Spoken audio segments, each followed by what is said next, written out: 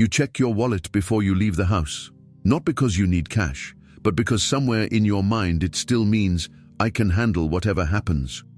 And when you realize you haven't touched a bill in months, a quiet question shows up. What else are you losing without noticing? We're told this is progress. Tap, swipe, scan, done. No coins, no lines, no friction. And yes, it is faster, but speed is never free. Every time a system becomes easier, it also becomes easier to control, easier to track, and easier to shut off.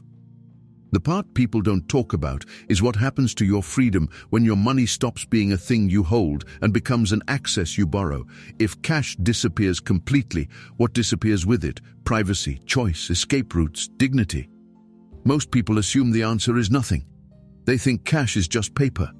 But the paper was never the point. The point was what it allowed you to do without asking. The more normal cashless life feels, the less you notice the new leash forming around your everyday decisions. You don't see a chain, you see convenience, and convenience is how the mind accepts a trade without reading the contract. Think about the last time you paid for something with cash. You probably remember it because it now feels slightly unusual.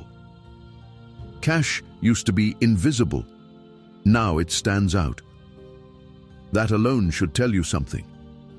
When a tool that gave you independence becomes weird, your environment has changed your sense of what freedom looks like. In a cash world, your money worked the same way everywhere. It didn't ask who you are. It didn't ask what you're buying.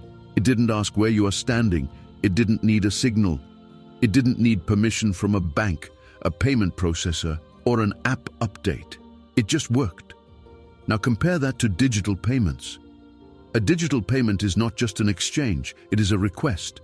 You are asking a system to approve your choice. Most of the time the system says yes, so you forget it's a request at all.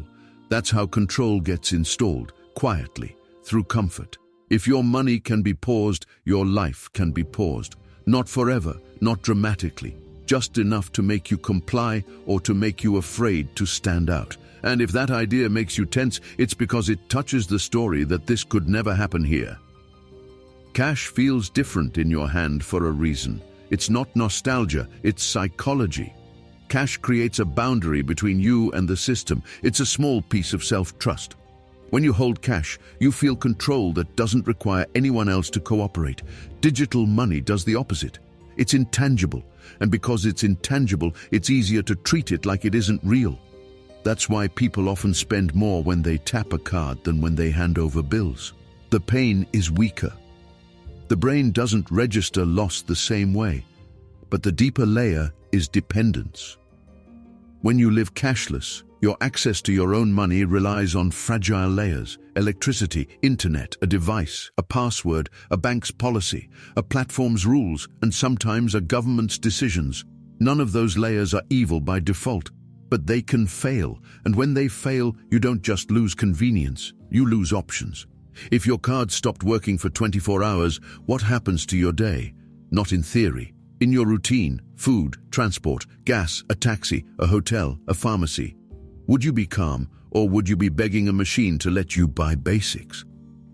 A power outage, a network crash, a bank app that won't load after an update, a card reader that's temporarily unavailable. These things already happen. They're boring. But in a fully cashless world, boring problems turn into personal emergencies. You don't notice how much your freedom depends on silent infrastructure until that infrastructure disappears. A city can be safe and modern and still have a day where payments break. And when payments break, you learn something simple. Your money was never in your pocket, it was in the system's willingness to cooperate. People say there are backups. Sometimes there are. But if the backup is another app, another card, another account, it's still the same idea. Permission stacked on permission. Even your emergency plan has to be approved, and that changes how you behave. You become careful in a way you don't even notice. You stay closer to the center. You avoid being misunderstood. You avoid conflict. Because deep down you know you're more dependent than you used to be. A lot of people say, I'm not doing anything wrong, so I don't care about being tracked. It sounds reasonable. It also hides a trap. Privacy is not about hiding evil. Privacy is about protecting your future self from rules that don't exist yet. You don't know what will be labeled wrong 5 years from now. You don't know what will become socially unacceptable, politically risky, or simply non-compliant. And you don't know who will control the definition when the time comes. Cash is anonymous by nature. Digital money is a diary. It records your habits, your stress patterns, your weaknesses, your pleasures, your late-night decisions, your impulse buys, your generosity, your guilt. And that diary can be read, not always by a villain, sometimes by an algorithm. In a cashless world, you are not the customer. You are the pattern being measured. Your spending data doesn't just improve services. It becomes a tool to predict you, influence you, and sometimes punish you. And none of it needs a conspiracy. It only needs incentives. The system doesn't have to hate you to control you. It just has to find control profitable. So something real disappears when cash disappears. The ability to live parts of your life unrecorded. And then there's power. Every cashless system has gatekeepers, banks, payment processors, platforms, sometimes even employers who control how you get paid. When your entire economic life runs through a few pipes, the people who control the pipes don't need to win arguments. They just need to turn a knob. Because the threat is not that they will block everyone. The threat is that they can block anyone. Selectively, quietly, with policy language and risk reviews. When access to money becomes conditional, speech becomes conditional too. Your choices shrink without anyone pointing a weapon. You self-censor. You play safe. You stay small. The most effective cage is the one you can't see because it feels like comfort. The system doesn't need to scare you every day. It only needs to remind you once that it can. After that, you police yourself. You call it being smart. But sometimes it's just fear with a better name. The question isn't, will it be abused? The question is, can it be? Because if it can, sooner or later someone will use it. If not out of cruelty, then out of efficiency. A cash bill doesn't come with rules. It can't tell you, you've spent too much this week. It can't tell you, this purchase is not approved. It can't change its value because a dashboard somewhere says it should. Cash is simple, it's dumb, and that dumbness is part of why it protects you. Digital money can be smart. And smart sounds good until you ask who writes the rules. When money becomes software, it can be programmed. It can come with limits, categories, timelines, and conditions. It can expire. It can be restricted to certain places. It can be tied to a behavior. It can be shaped by a scoring system, even a quiet one that never calls itself a score. Most people think this is only for criminals or extreme situations, but control rarely enters a society as a villain.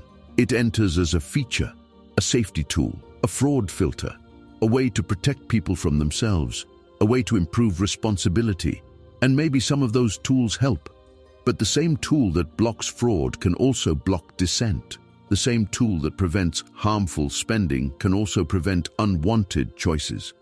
And once the wiring exists, it doesn't matter what it was built for, it matters what it can be used for. That's why cash matters. It's one of the only ways to own a choice without a permission layer sitting between you and the act. And even if you never face a dramatic freeze, you feel the smaller version of it. The slow habit of asking for approval without realizing you're asking. Some people hear this and say, I'll just use crypto. Others say, I trust the institutions. But the real issue is deeper than any one tool. It's what happens to your mind when every transaction is permission-based. You start living like a tenant in your own life. You stop asking, what do I want? And you start asking, what is allowed? You stop building escape routes. You stop having plans B and C. You stop keeping small forms of independence because you haven't needed them in a while. And what you don't practice, you can't access under pressure. When did you last build a backup plan for your own freedom? Not an apocalypse plan, a human plan. A plan that says, if the system glitches, I can still move. Freedom isn't an ideology. It's practical options. And the person who never prepares is not optimistic. They are just unprotected. So what do you do with this without turning paranoid? You start by telling the truth. Convenience is not neutral. It always comes with a trade. And the trade is usually invisible until you need the thing you gave up. Then you rebuild small layers of independence. Keep some cash, not because you want to live in the past, but because you want to keep a door open. Learn how your bank works. Understand what can freeze an account. Reduce the number of platforms that control your income. Diversify how you get paid. Diversify where you store value. Keep it simple. The goal is not to escape society. The goal is to avoid one point of failure controlling your life. And you train your awareness. Every time you tap to pay, pause for 1 second and ask yourself, if this stopped working right now, what would I do? That question is not fear, it's clarity. And clarity is the beginning of freedom. Cash was never just money. It was proof that you could say yes to your own life without asking permission. So if cash dies, don't just ask what replaces it. Ask what it replaces inside you. Because freedom doesn't vanish in one loud moment. It fades when you stop protecting your options because you got used to comfort.